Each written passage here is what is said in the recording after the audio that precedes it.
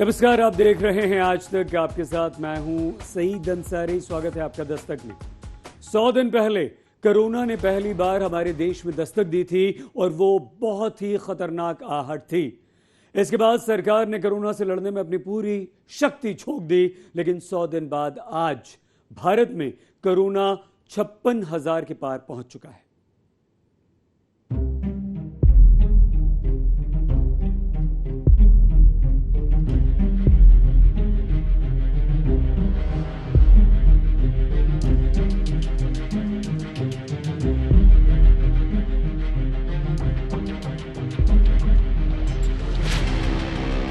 ये तस्वीर नोएडा की है, जो कोरोना के रेड जोन में है और जिसकी सीमाएं सील हैं।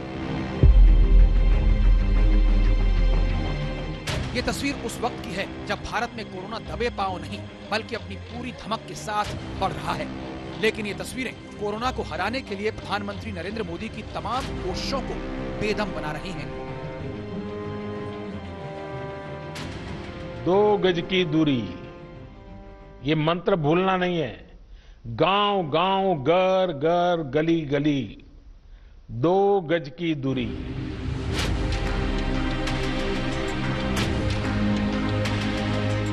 दो गज की दूरी छोड़िए, शराब की दुकानों में, सब्जियों के बाजारों में लोग भूल गए कि कोरोना से लड़ने की पहली शर्त तो अपने साये से भी 4 हाथ की दूरी बनाकर रहना है। लोग मान नहीं रहे और इसका नतीजा ये कि 100 दिनों में कोरोना का वायरस 56,000 लोगों की सांसों में घुल चुका है। 30 जनवरी को चीन के वुहान से एक मेडिकल छात्र केरल के त्रिशूर में अपने घर आया। उसके गले में खराश और बुखार था। जब जांच हुई तो उसमें कोरोना के लक्षण पाए गए। 30 जनवरी को भारत में कोरोना का पहला केस आया। आज ये संख्या 56,000 से ज्यादा पहुंच चुकी है। बस 24 घंटे के अंदर ही 3,390 नए मामले आ गए और मौत का आंकड़ा 1,886 तक पहुंच गया।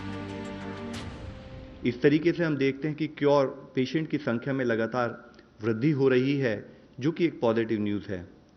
हमारी रिकवरी परसेंटेज देखें तो वह अभी 29.36% हो चुकी है। कल तक का डेटा देखें तो हम पाते हैं कि जो हमारे पेशेंट एक्टिव मेडिकल सुपरविजन में हैं, उनमें से 3.2% ऑक्सीजन सपोर्ट पर हैं, 4.7% आईसीयू सपोर्ट से रिलेटेड सर्विसेज पा रहे हैं और साथ में 1.1% पर्सन जो हैं वे वेंटिलेटर सपोर्ट पर हैं।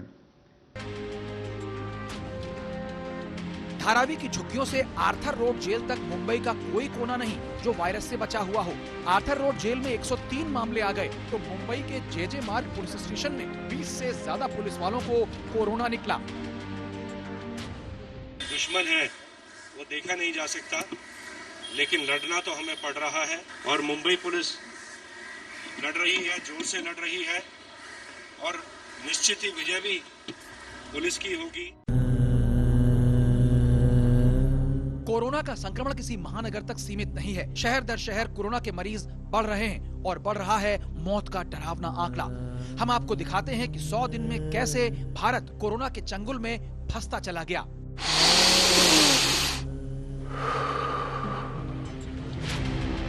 उनतीस फरवरी से 9 मार्च के बीच कोरोना के 45 मामले आए। शुक्र था कि तब तक कोई मौत नहीं हुई थी। लेकिन 10 से 19 मार्च के बीच नए मामले आए 150 और मौत हो गई 4। 20 से 29 मार्च के बीच नए मामले उछलकर 941 पर पहुंच गए और मौत 23 तक। 30 मार्च से 8 अप्रैल के बीच नए मामले 4,776 और मौत का नया आंकड़ा 154 तक। 9 से 18 अप्रैल के बीच नए मामले 9,810 हो गए और इस दौरान मौतें 341। 19 से 28 अप्रैल के बीच नए मामले 15,635 हो गए और मौत 486। जबकि 29 अप्रैल से 7 मई के बीच कोरोना के नए मामले 24,991 आए और इस दौरान इस खतरनाक मर्ज से दम तोड़ दिया 881 लोगों ने। भारत के लिए ये बढ़ते आंकड़े इसलिए भी नींद उड़ाने वाले हैं कि कोरोना का पंजा अस्पतालों से लेकर सैन्य संस्थानों तक अपना दबाव बढ़ा रहा है। जब कोरोना से लड़ने वाले कर्मवीरों पर ही कोरोना का हमला बढ़ने लगा तो ये खतरे की घंटी बजा रहा है। अर्धसैनिक बलों में संक्रमण का आंकड़ा 400 के पार जा चुका है।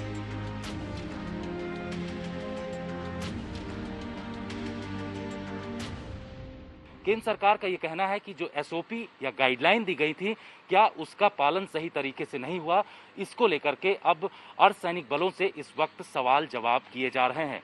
सीआरपीएफ ने एक इंटरनल कमेटी भी बैठाई है, जिसमें ये जांच की जा रही है कि आखिर कोरोना संक्रमित इतनी ज्यादा संख्या में जवान सीआरपीएफ में क्यों हुए हैं। कोरोना से आज दुनिया का कोई देश सबसे ज्यादा त्रस्त है तो वो है अमेरिका। वहां तो कोरोना राष्ट्रपति डोनाल्ड ट्रंप के व्हाइट हाउस तक पहुंच गया।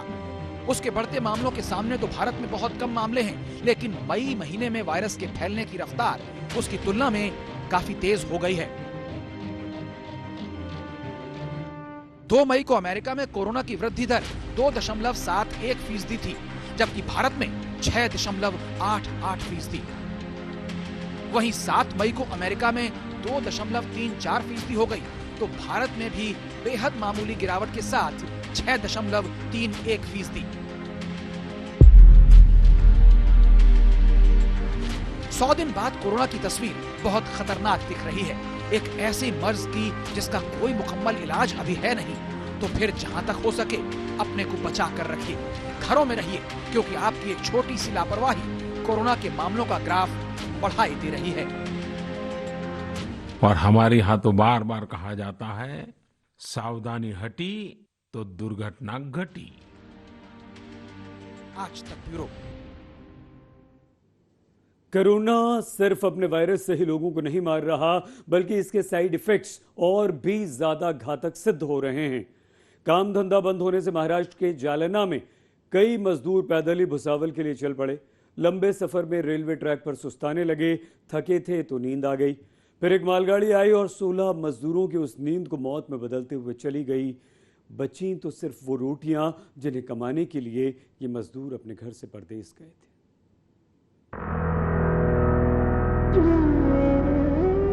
इन्हीं रोटियों को कमाने के लिए वो 16 मजदूर अपना सब कुछ छोड़ परदेस गए थे।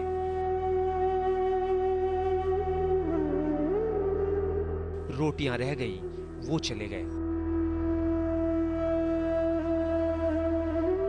अपने कंधे पर ये बैग लेकर जब ये अपने घर से निकले होंगे तो ना जाने कितने अरमान इनमें भरे होंगे।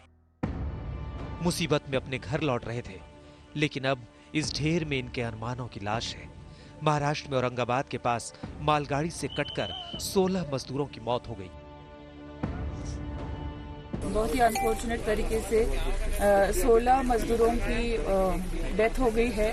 5:15 बजे यहाँ से जो कैरियर ट्रेन गुजर रही थी उसके नीचे वो लोग अनफॉर्चुनेटली आ गए हैं। उनमें से एक इंजर्ड है, वो हॉस्पिटल में है। 4 लोग जो थोड़ा दूर बैठे थे उनकी हम पूछताछ कर रहे हैं और वो थोड़ा सा सदमे में है। कोरोना के कारण तमाम कंपनियां बंद हो गईं। अब मजदूर क्या करें? कंपनी वाले मुफ्त में रोटी खिलाने से रहे और इनके पास इतना संचित धन होता नहीं कि महीनों महीने बैठकर खा लें। इसलिए मध्य प्रदेश के रहने वाले वो मजदूर घर जाने के लिए महाराष्ट्र के जालना से निकले थे। जालना से ये मजदूर औरंगाबाद की तरफ से होते हुए भुसावल जा रहे थे। वहां से ट्रेन पकड़कर इनको मध्य प्रदेश के शहडोल और उमरिया जाना था, लेकिन जालना से करीब 40 किलोमीटर दूर बदनापुर और कमराड़ के बीच रेल पटरी पर सुस्ताना इनके लिए जानलेवा साबित हो गया। इन मजदूरों में 16 की मौत हो गई, जबकि 4 इसलिए बच गए कि वो पटरी से दूर लेट गए थे। इनमें से बच गए एक मजदूर से पूरा किस्सा सुनिए।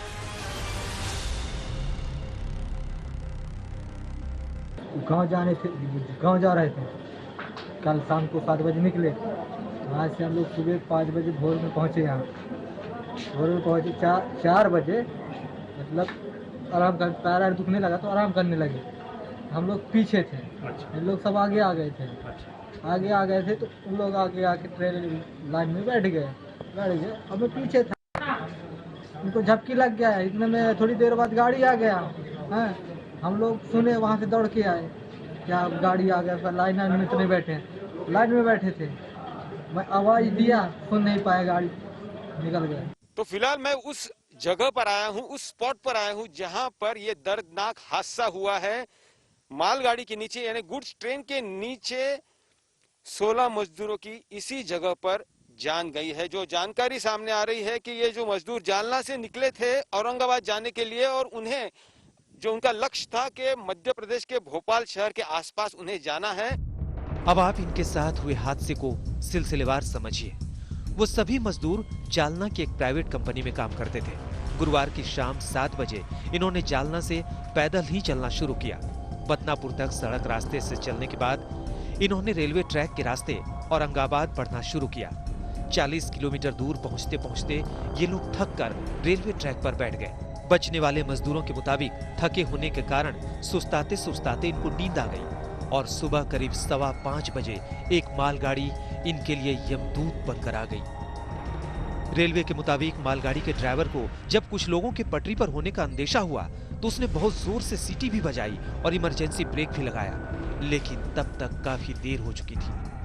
वो यहाँ से जब निकल रही थी तो लोको पायलट ने अपनी हेडलाइट से देखा कि कुछ लोग इस ट्रैक पे लेटे हुए हैं इसी स्थान पे।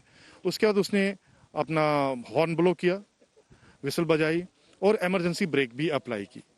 लेकिन इमरजेंसी ब्रेक अप्लाई करने के बाद भी जब तक उसका स्पीड 0 होता तब तक ये हादसा घटित हो गया था। रेलवे यहाँ पे आ गए, जोर से ब्रेक मारा, उन्हें धड़ धड़ धड़ धड़ आवाज आया जोर से। फिर हम अचानक उठ के भागने लगे, भाई रेलवे आज क्यों खड़ रहेगा इतना अर्जेंट में और इतना आवाज क्या आ गया, क्या गिर गया इसका। ऐसे देखने के आ गए हम यहाँ पे। 3 में से 3 जो बच गए और जो 16 जने थे 15 जगह पे गए और एक जाते जाते अस्पताल में उनकी मौत हो गई। 16 मजदूर मर गए। उनके घर वालों तक ये सामान पहुंच जाएंगे और सियासतदानों तक ये रोटियां। आखिर सियासत की आंच पर इन्हें ही तो सेका जाएगा। जब रास्ते में नाकाबंदी पुलिस की उससे बचने के लिए तो गांव की तरफ से छोटे मोटे रास्तों से होते हुए लोग जाने के लगे और उसी में ये दुर्घटना हुई है। जो मध्य प्रदेश जा रहे थे, कामगारों के लिए, श्रमिकों के लिए बुरे दिन हैं। घर वापसी में उनकी इस तरह से मृत्यु होगी, ये दर्दनाक है। प्रधानमंत्री नरेंद्र मोदी ने ट्वीट कर इस पर दुख जताया। महाराष्ट्र के औरंगाबाद में ट्रेन हादसे की वजह से जानमाल के नुकसान से बेहद दुखी हूँ। रेल मंत्री पीयूष गोयल से बात की है और वो हालात पर करीब से नजर रखे हुए हैं। जो भी जरूरी मदद होगी मुहैया कराई जाएगी। महिलाओं का ये विलाप उन 2 मजदूरों के लिए हो रहे हैं जो पंजाब से रेलवे ट्रैक पकड़कर अपने घर आजमगढ़ जा रहे थे। आजमगढ़ के रहने वाले राधेश्याम अपने बेटे अरुण के साथ पंजाब के लुधियाना से करीब 150 लोगों के साथ अपने गांव आ रहे थे।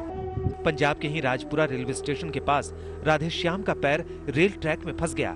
बेटा बचाने के लिए दौड़ा, तब तक एक मालगाड़ी आ गई और उसकी चपेट में बाप बेटे दोनों आ गए। पिछले साल जब प्रधानमंत्री नरेंद्र मोदी की दोबारा सरकार बनी तो उसके 2 महीने के भीतर ही वेजेस कोड 2019 के जरिए सरकार ने यह तय किया कि संगठित और असंगठित क्षेत्र के 50 करोड़ मजदूरों को न्यूनतम मजदूरी का अधिकार मिल सके, साथ ही उनकी तनख्वाह उनको सही समय पर मिल सके, ये भी पक्का किया जा सके। लेकिन कोरोना में कंपनियों के बंद होने और मजदूरों को पैसे ना मिलने से ये देश के अलग अलग इलाकों से अपने घर के लिए पैदल ही निकल पड़े। उसका नतीजा कहीं किसी मजदूर की 12 साल की बच्ची की मौत के रूप में आया तो कहीं 16 मजदूरों की ट्रेन से कटकर मर जाने के रूप में। वैसे सरकार की कोशिश है कि मजदूरों को न सिर्फ सही तरीके से घर पहुंचाया जा सके बल्कि उनके कामकाज का इंतजाम भी हो सके। इसरार चिश्ती के साथ पंकज खेलकर, औरंगाबाद, आज तक। ये तो कोरोना का कहर समूचे हमारे देश पर है, लेकिन उसमें भी महाराष्ट्र का हाल काफी बुरा है। महाराष्ट्र में भी मुंबई की स्थिति ये है कि आज हर 5वां मरीज जो है वो मुंबई का है और उस पर से इंतजाम पर सवाल उठे तो सरकार ने बीएमसी के कमिश्नर समेत 3 सीनियर अधिकारियों की छुट्टी कर दी।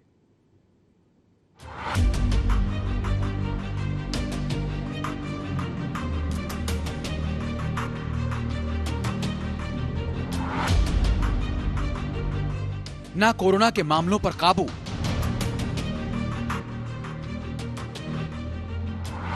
ना अस्पतालों की सुधरती हालत,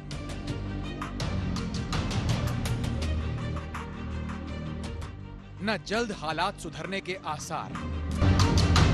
तो मुंबई में बिगड़ते हालात का ठीकरा बीएमसी के कमिश्नर प्रवीण परदेसी पर फूटा।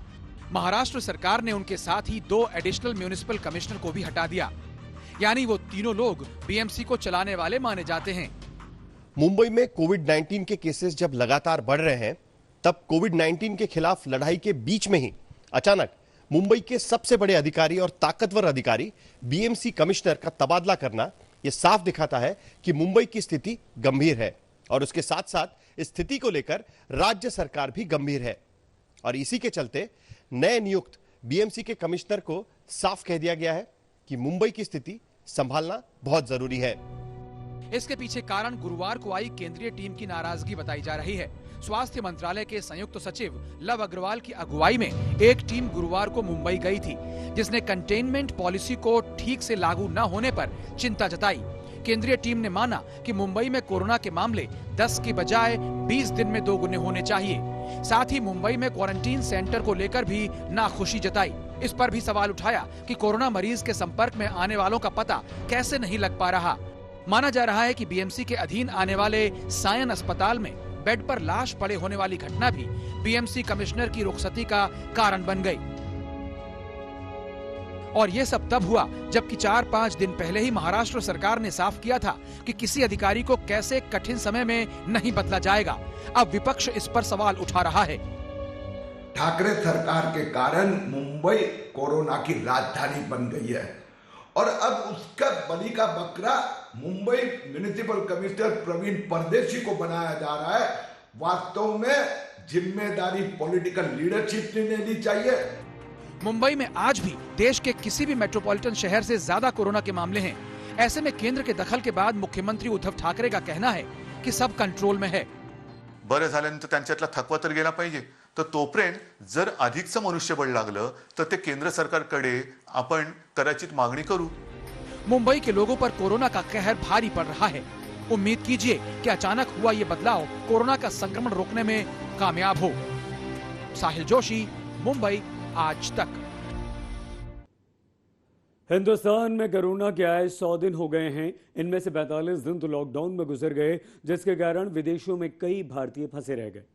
उनको निकालने के लिए मोदी सरकार ने जो मिशन वंदे भारत शुरू किया था, उसके तहत हिंदुस्तानियों का वापस आना शुरू हो चुका है। एयर इंडिया के विमान अलग अलग देशों से प्रवासियों को लेकर हमारे देश पहुंच रहे हैं, जिन्हें तुरंत 14 दिन के क्वारंटीन में भेजा जा रहा है।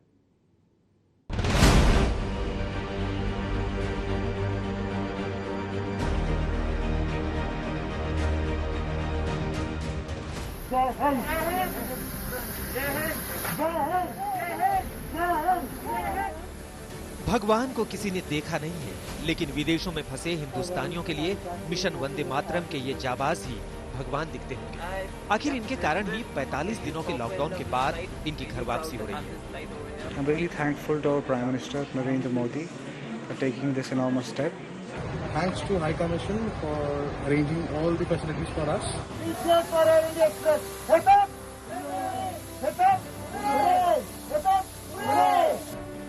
ये एयर इंडिया के वो स्पेशल स्टाफ हैं जो कोरोना काल में दुनिया के अलग अलग हिस्सों में फंसे हिंदुस्तानियों को लेकर हिंदुस्तान आए। अपनी जान की परवाह किए बगैर ये जाबाजी दिखाने वाले ही तो असली कोरोना वीर हैं। लॉकडाउन के दौरान विदेशों में फंसे भारतीय लोगों को लेकर सिंगापुर से भारतीय विमान दिल्ली लैंड कर चुका है और लगभग 1.5 घंटे बाद ये सारे क्रू मेंबर्स बाहर आए हैं और ये अपने अपने गंतव्य की ओर जा रहे हैं। गुरुवार से ही विदेशों में फंसे हिंदुस्तानियों को लेकर प्रधानमंत्री नरेंद्र मोदी के आकाशदूत आने लगे। इस कड़ी में आज सिंगापुर से एयर इंडिया की फ्लाइट 234 हिंदुस्तानियों को लेकर नई दिल्ली पहुंची। उनमें से 8 लोगों को दिल्ली के ली मेरिडियन होटल में लाया गया, जहां उनको 14 दिन तक क्वारंटीन किए जाने का इंतजाम है। सिंगापुर की जो एयर इंडिया की फ्लाइट आई है, कुछ लोगों को यहाँ लेके आए हैं मेरिडियन होटल में। क्वारंटाइन इनको किया जाएगा 14 दिन के लिए। देख सकते हैं कि जो लोग सिंगापुर की फ्लाइट से आज ही भारत पहुंचे हैं, सीधा एयरपोर्ट से उनको मेरिडियन होटल लाया गया है और यहीं पे इनको 14 दिन के लिए रखा जाएगा। देख सकते हैं कि पूरी जो बस है, बस में इनको एयरपोर्ट से सीधा यहीं पे लाया गया है। पिछले काफी दिनों से ये लोग वहाँ फंसे हुए थे। करीब 13 देशों में ऐसे भारतीय नागरिक फंसे हुए थे और लॉकडाउन के चक्कर में। दुनिया के अलग अलग हिस्सों से हिंदुस्तानियों के आने का सिलसिला शुरू हो चुका है। एक विमान रियाद से कालीकट पहुंचा, एक बहराइन से कोच्चि, एक दुबई से चेन्नई, एक अबू धाबी से कोच्चि, एक अबू धाबी से कोझिकोड, एक ढाका से सीधे श्रीनगर। ढाका में 170 हिंदुस्तानी छात्र फंस गए थे। ऐसे मुश्किल हालात में घर आ जाना किसी खूबसूरत सपने के पूरे होने से कम नहीं है। लॉकडाउन के कारण दुनिया के कई देशों में रहने वाले भारतीयों की नौकरियां चली गई हैं। मुश्किल हालात पर वहां उनके लिए रहना मुश्किल हो रहा था। एक तरफ एयर इंडिया ने सच्चे कोरोना वीर की भूमिका निभाई, तो दूसरी तरफ नेवी मिशन समुद्र सेतु में जुड़ गई। मालदीव से 750 भारतीयों को लेकर भारतीय नौसेना का जहाज आज लौटा है। दिल्ली में अशोक सिंघल के साथ आज तक ब्यूरो। अब कोरोना की मुसीबत आ ही गई है तो इसका इलाज भी ढूंढा जा रहा है। इसके लिए हिंदुस्तान में जहां एलोपैथिक दवाओं पर काम शुरू हो गया है, तो आयुर्वेद की पुरानी परंपरा से ऐसी दवा भी बनाई जा रही है जो रामबाण सिद्ध हो सके।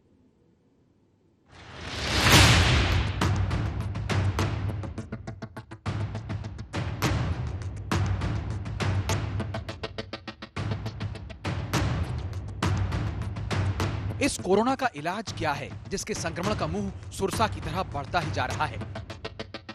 सावधानियों से आगे प्रधानमंत्री नरेंद्र मोदी ने देश के डॉक्टरों से अपील की थी कि वो इसकी दवा और वैक्सीन पर काम करें। अब इसका असर दिखने लगा है। Council of science and industrial research यानी CSIR को कोरोना पर 2 दवाओं के ट्रायल के लिए हरी झंडी मिल गई है कि आयुष, CSIR और ICMR तीनों एजेंसीज एक साथ आकर ये एक आधुनिक विज्ञान की ओर से हम लोग क्लिनिकल ट्रायल्स करने जा रहे हैं। ये हमारे लिए बहुत गर्व की बात है, क्योंकि सभी लोगों का मानना है कि हमारे देश की जो परंपरा है, बहुत महत्वपूर्ण परंपरा है, उसमें से आयुर्वेद एक बहुत गर्व की चीज है हमारे लिए। अब आप उन दवाओं के बारे में जान लीजिए जिन पर काम शुरू हो रहा है। पहली दवा फेविपिरावीर है, जिसका फ्लू के इलाज में जापान और चीन जैसे देशों में इस्तेमाल हो चुका है। दूसरी दवा फाइटोफार्मास्यूटिकल है, जिसे पौधों से निकाला गया है। एक तरफ एलोपैथिक दवाओं पर युद्ध स्तर पर काम चल रहा है और दूसरी तरफ सैकड़ों साल से इस्तेमाल में आने वाली देसी दवाओं से कोरोना की काट ढूंढी जा रही है। इस पर CSIR और आयुष मंत्रालय मिलकर काम कर रहे हैं ताकि इन दवाओं से मरीज की रोग प्रतिरोधक क्षमता यानी इम्यूनिटी को बढ़ाया जा सके।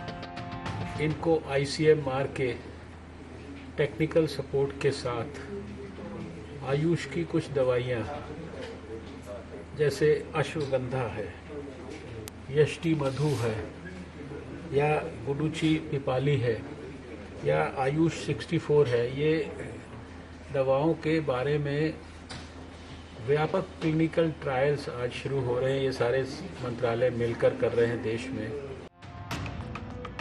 इस दवा के बनने में कुछ महीनों का वक्त लग सकता है, जिसमें इन चीजों का इस्तेमाल हो रहा है। पहला अश्वगंधा है, जो ब्लड शुगर और कोलेस्ट्रॉल के साथ तनाव और चिंता को भी कम करता है। दूसरा मुलेठी है, जो गैस की समस्या, अल्सर, गले में खराश, कफ और सांस की बीमारियों में बहुत काम आता है। तीसरा गिलोय है, जो रोग प्रतिरोधक क्षमता और याददाश्त को बढ़ाता है, लीवर को बेहतर बनाता है, कफ और ब्रोंकाइटिस की समस्या में बहुत आराम देता है। अगर शरीर में सूजन है तो उसे कम करता है। और चौथा आयुष 64 है, जिसे मलेरिया के इलाज में इस्तेमाल किया जाता है। इसका कोई साइड इफेक्ट नहीं होता। प्रधानमंत्री नरेंद्र मोदी तो बार बार आयुर्वेदिक दवाओं की तरफ लोगों का ध्यान खींचते रहे हैं। अपनी इम्यूनिटी बढ़ाने के लिए आयुष मंत्रालय द्वारा जो निर्देश दिए गए हैं, उसका अगर हम पालन करें, गर्म पानी है, काढ़ा है, इनका निरंतर सेवन करें। अगर भारत में इन दवाओं पर काम हो रहा है तो दुनिया के तमाम देश भी 21वीं सदी की सबसे खतरनाक वैश्विक महामारी का इलाज ढूंढ रहे हैं। कोरोना के इलाज के लिए रेमडेसिविर दवा को अमेरिका के बाद जापान ने भी मंजूरी दे दी है। अमेरिका में मार्च में ही इस पर काम शुरू हो गया था।